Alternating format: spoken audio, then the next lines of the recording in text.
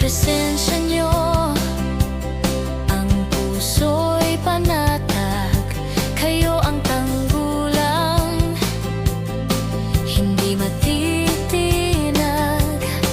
Inyong kanlungan